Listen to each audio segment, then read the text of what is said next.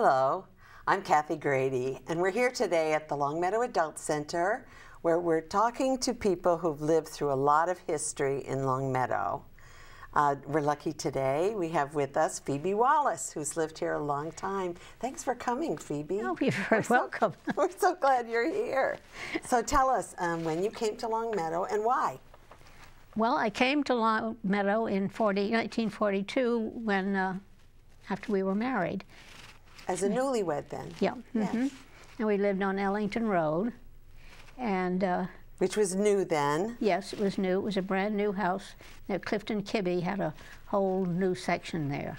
Right, so that's basically called the Kibbe Tract. Yeah. It's Farmington and Ellington? Yeah. Anything else? Just those two? No, I think so. And then went on to Oxford and some other streets after that. But, yeah. So you had a brand new house on Ellington. Yep. And we lived there for 7 years. And then we moved to Longmeadow Street off the Green and lived there ever since. Brought up our 4 kids there. Oh, you did? Yep. So tell everybody how you got that piece of property.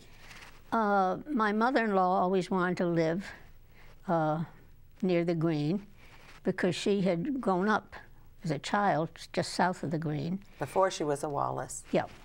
She was a Robinson.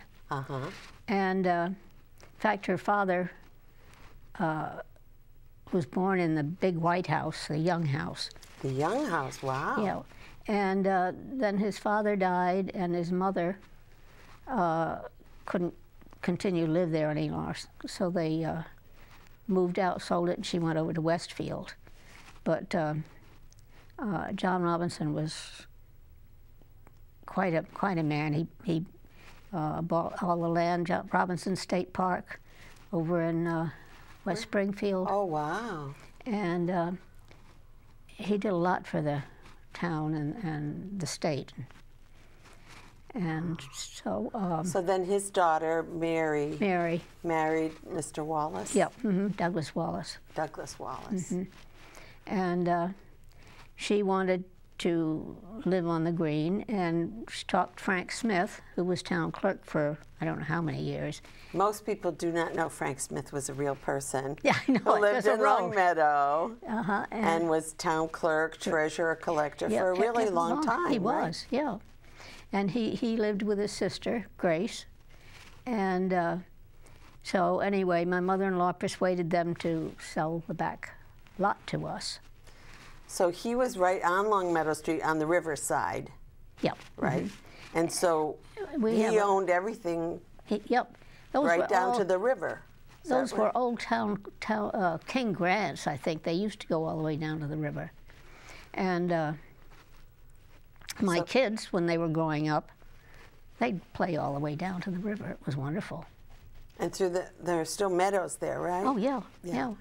Yep. So they had to cross this ponds there. There was a path across, but it's now flooded. I guess that beavers have done a job down there. Oh, yeah, the beavers, yes. Yeah. Yes. So he kept a little backyard for himself and then sold your family everything down to the river? Well, no, it just went down over the bank, really. Oh, I see. Yep. And you built really kind of famous houses there, right? Well, they were designed by Mac's cousin, who was Jim Thompson. He came from Hartford, and he had studied under Frank Lloyd Wright for about 7 years. So he designed them. So they're really contemporary. Yep. A lot of glass, a lot of flat roofs. Yep, flat roof, and on one floor. Well, I have one room down below, but that's... and are they on like a hill? So Yep. Right, you can't see them from Longmeadow Street, but... No, you really can't. But they're tucked back there. Yeah. And you've lived there ever since? Yep. 49. Since 1949. Well, that really is a home. Yeah.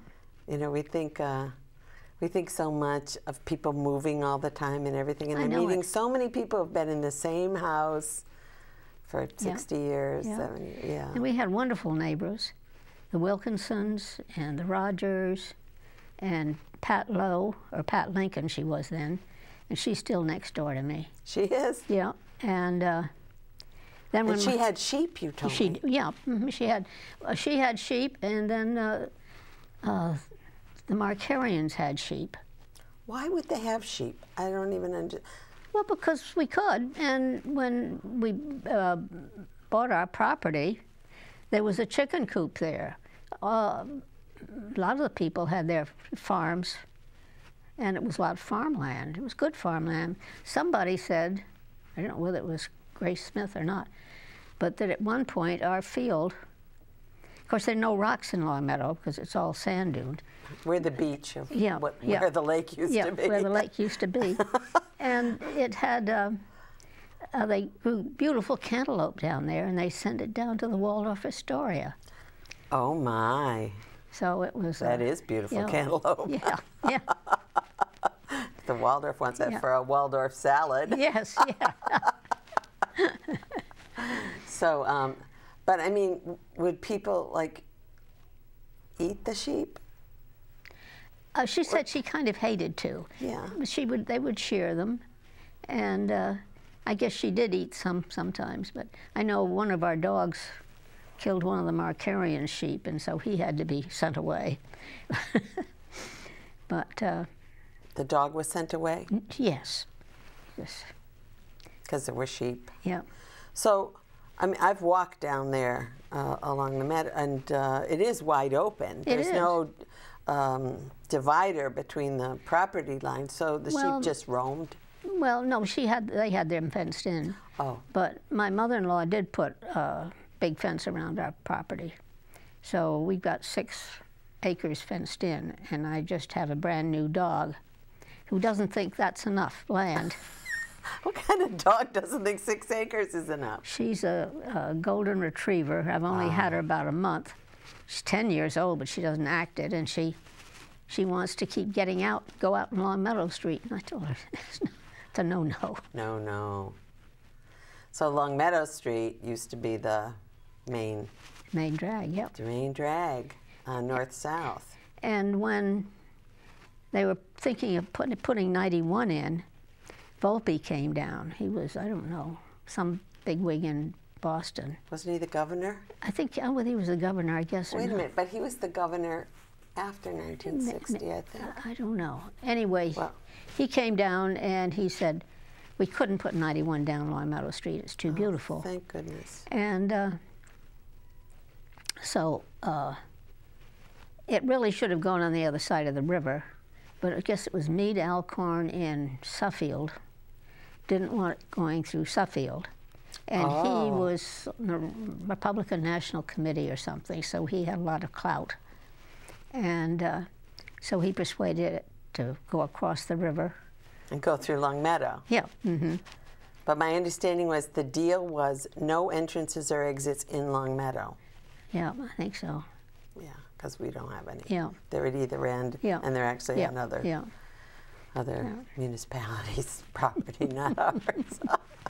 Well, still, it preserved Longmeadow Street, so that was great. Yeah. And it took the traffic off it, right? Yeah, but it was funny because he said, you know, the traffic is just going to be just as bad in 10 years, which, of course, it is now. But we don't have the big trucks on Longmeadow Street that are on 91. Right. Right. You think it's just as bad now as it was then? Of course, we have so many more cars. Oh, yeah. Well, Longmeadow's grown so. Yes. Yeah. And that's just about when it started. Yeah. With the highway and the high school. Yeah. And we had Linda Abrams here describing how they took the sand hills to create a roadbed, which then opened what we now think of as the geographic center of Longmeadow to development. That's right. So in this very short time period, like 50 to 70, Longmeadow went from 5,000 people to 15,000 people. Just amazing. Like that. Just like that. And geographically totally spread out away from just Longmeadow Street. Yeah, I'm just fascinated by that time. It was such rapid change. It was. My husband was selectman for, I guess, 3 terms. Oh, he was? Yeah, and... when? Do you remember when? 50s? 60s? guess it was in the 50s and 60s, yeah. And George Keady and Colin Cathrew were selectmen with him. There were just 3 at that time. Well, I went back and read some of those select board reports to town meeting, and the development was so rapid. It was. That they were very eager to take some land out of development, like Twin Hills, Turner Park. Yeah. And increase the size of lots. Yeah. Anything to like slow it down. Yeah. Slow it down. But I can remember, well, when we built and moved in, Wood and Steel was there. Oh yes. And before the we candy moved, store. Well, it was a general grocery store. It had meat. Oh yeah. And everything. And I can remember giving my son 10 cents to go up and buy a loaf of bread. 10 cents. Well, I don't know, something like that. Yeah, it was, right.